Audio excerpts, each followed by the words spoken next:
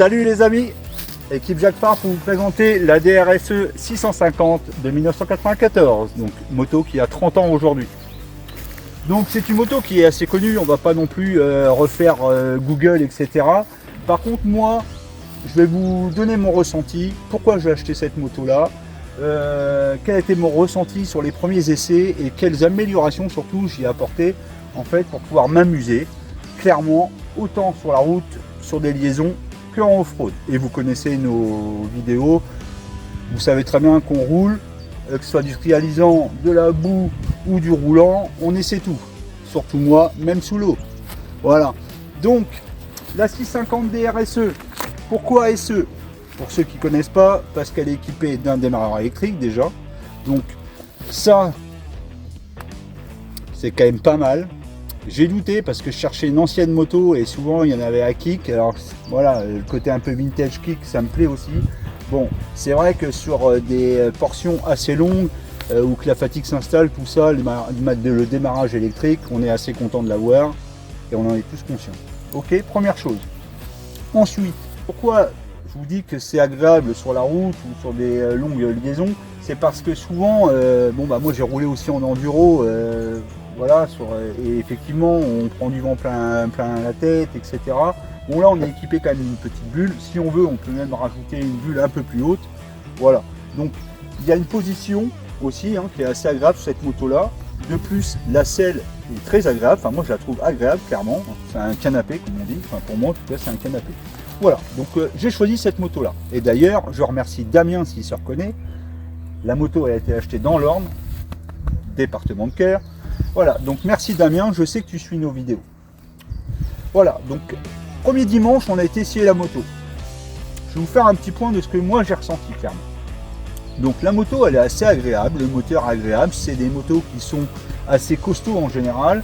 Par contre, moi, il y a 2-3 petites choses dans les chemins là qui me plaisaient pas vraiment, voire même qui m'ont mis le doute sur l'achat de cette moto là. Première chose, il y avait le guidon. Le guidon, c'est un guidon 22 mm. Sentais un peu d'élasticité dans le guidon, etc. Voilà, donc moi ça me plaisait pas. Et en plus, comme toute moto de trail, en général, on met des pontées, on rehausse les pontées. Donc là, le guidon était assez bas. Donc ça, c'était vraiment la première chose au niveau du guidon. Tout ça me plaisait pas. Deuxième chose, je voyais quand je roulais avec les copains que souvent j'étais quand même en arrière-plan, je perdais du temps, tout ça sur du trou. Voilà, quand c'était un petit peu, quand ça travaillait clairement. Au niveau suspension avant, là, il y avait vraiment quelque chose à faire parce que là, clairement, ça n'allait pas. Donc, on va y revenir tranquillement. Et en plus de ça, j'étais habitué, comme je vous disais tout à l'heure, aux enduros avec des motos avec un peu de caractère. Je trouvais que le caractère, là, il n'était pas trop présent, quoi. Donc, pas trop de répondants, etc. Donc, voilà. Donc, je me suis attaché à ça, à améliorer la partie conduite, suspension avant et donner un peu plus de pêche à ma moto.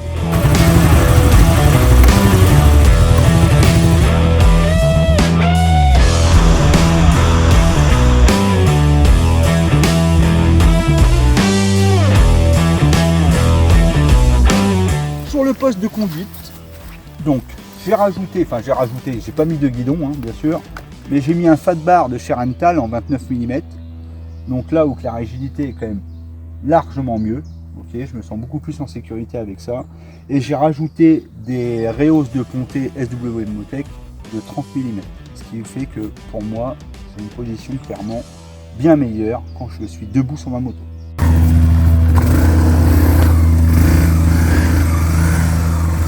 Bon, ça, un petit peu de tuning, c'est des poignées à pointe. Non, après le diamètre est un peu plus gros, moi ça me correspond mieux, et en plus de ça, les petites pointes là sont quand même assez élastiques, je ressens quand même une partie un peu confort.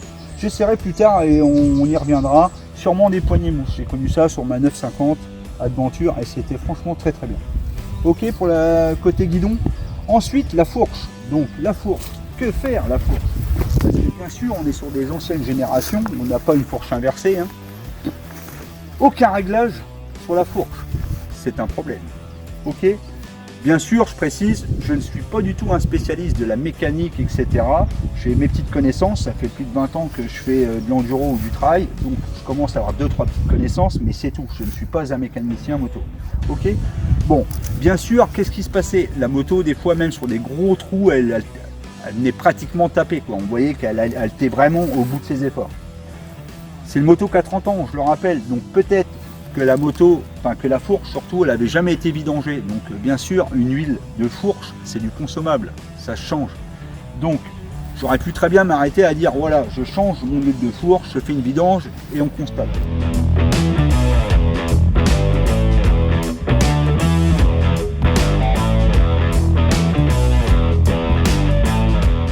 Comme je vous disais, la fourche, j'aurais pu m'arrêter clairement à seulement une vidange et déjà regarder déjà le résultat.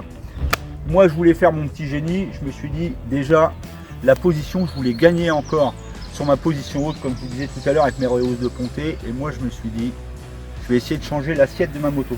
C'est-à-dire rehausser l'avant via la modification de ma fourche. Donc la composition de ces fourches-là, il n'y a pas grand-chose dedans. Vous voyez, vous avez votre tube de fourche.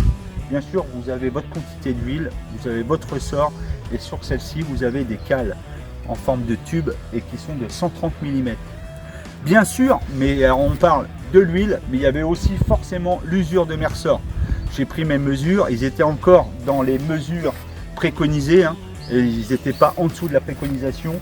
Et je me suis amusé à agrandir les tubes de 6 cm, hein, donc de 60 mm. Je suis passé de 130 à 190 mm, ce qui a fait que ça a rehaussé ma moto. Elle était plus dure et j'ai rajouté un indice sur mon huile de fourche, c'est-à-dire que l'huile est de la 10W à l'origine et moi je suis passé à de la 15W. Voilà, j'ai pris mes mesures. Avant, après, j'ai gagné 5 cm sur mon assiette à l'avant. Ok. Le but, bien sûr, c'est quand vous êtes en position haute, d'être en bonne position. Ok. Sur la partie avant, j'ai aussi changé le garde-boue. Hein.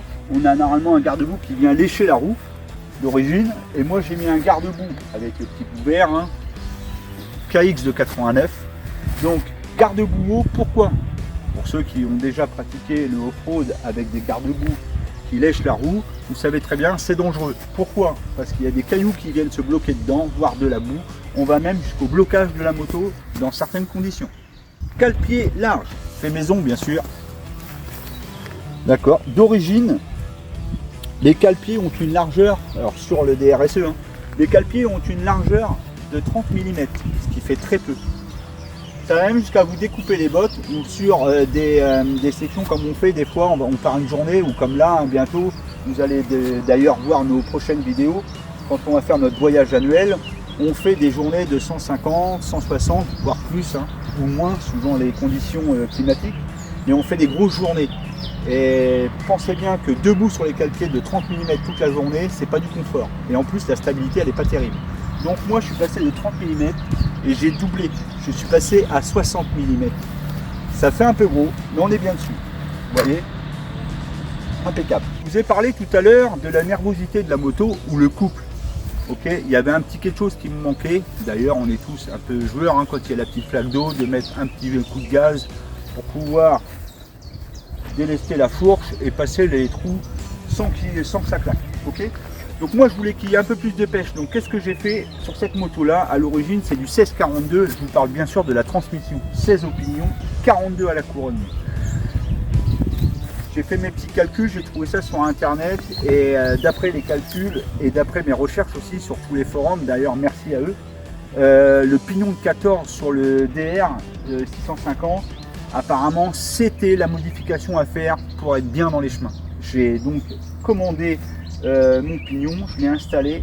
Je sais que plusieurs personnes m'ont dit ouais ça va tirer court, etc. Enfin voilà, sur les différents forums sur lesquels j'ai pu communiquer. Non, ça tire pas court. J'ai fait mes essais, hein, c'est monté, j'ai fait mes essais en 5e à 110 km/h. Parce que pourquoi 110 km/h? Parce que nous quand on prend la route, quand on part en off-road ou des choses comme ça, de toute façon moi je prends pas l'autoroute, hein, on va prendre de la départementale, on est là pour prendre du plaisir et voir du paysage, on n'est pas là pour payer des péages et puis s'arrêter chez Total, clairement. Donc ça nous va très bien. À 110 km/h, je suis à 5800 tours. À savoir que sur cette moto, la zone rouge, elle est à 7500 tours. Moi, je me donne comme réglage, hein, et gamme d'utilisation, enfin gamme, comme plage d'utilisation, entre 4000 et 6000 sur l'utilisation. Donc là, quand je suis à 110, donc clairement, je suis en train de prendre la route hein, avec mes bagages. À 110 km/h, je suis à 5800 tours. Là, j'abîme pas mon moteur. Pour moi, je suis bien. Tout va bien. Ok. À savoir que dans les chemins, en général, moi, je roule en troisième. Troisième, j'ai une plage d'utilisation environ là, entre 3000 et 6000 tours. Ça me laisse largement une plage pour m'amuser. Ok, il y a du répondant, ça fonctionne bien, la moto n'est pas en train d'hurler, on n'est pas en sur-régime, on n'est pas en sous-régime. Parce que ces motos-là, elles n'aiment pas le sous-régime. On est bien sûr sur un monocylindre et le sous-régime, elles n'aiment pas du tout ça. Voilà, moi je pars du principe que la personne, elle veut s'amuser avec une moto dans les... On va se donner un budget environ de 2000 € à l'achat, d'accord? Une moto à 2000 € avec, allez, un petit budget de 200-300 € pour améliorer ce que je vous ai dit. Hein. La fourche, c'est 2 bidons d'huile, hein. Il y en a pour environ 35 €. Les 2 bouts de tube, c'est des bouts de tube que j'ai récupérés au bon diamètre, bien sûr, hein, parce que certains me demandaient est-ce qu'avec du plastique, tout ça, non, on met de l'acier comme à l'origine. Donc c'est des modifications qui n'ont pas été très chères, notamment pour mes cale-pieds, c'est pareil, hein, 2 bouts d'acier. Et puis bon, bien sûr, il faut être équipé d'un poste à souder, quelques points de soudure et c'est parti. Donc voilà, j'ai pas mis tout mon argent dans cette moto, mais aujourd'hui, elle me permet de m'amuser. Et c'est ça que les gens y recherchent. Pourquoi aussi j'ai choisi cette moto là et je voulais finir par ça, c'est alors moi déjà d'une, ma première moto ça a été un 350 DR pour mes 18 ans, ok. Et en plus, j'ai toujours été un peu fan de Suzuki quand même, et notamment des vieux GSX-R. Et qu'est-ce que je retrouve sur cette moto là? Le refroidissement à huile. Et ça, c'est mon côté coup de cœur. À savoir, aujourd'hui, je mets la... Alors, bien sûr, avec le plein fait, hein, je mets la réserve environ à 230 km.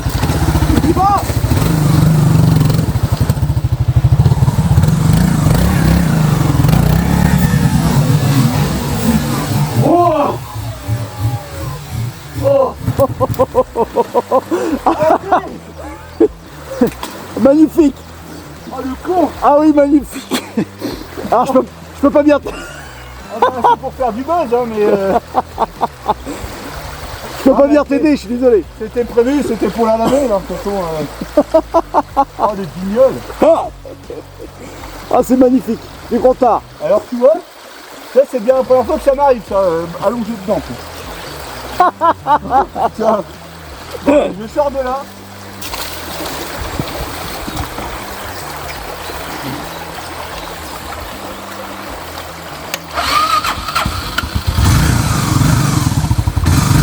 Ça fume blanc, hein.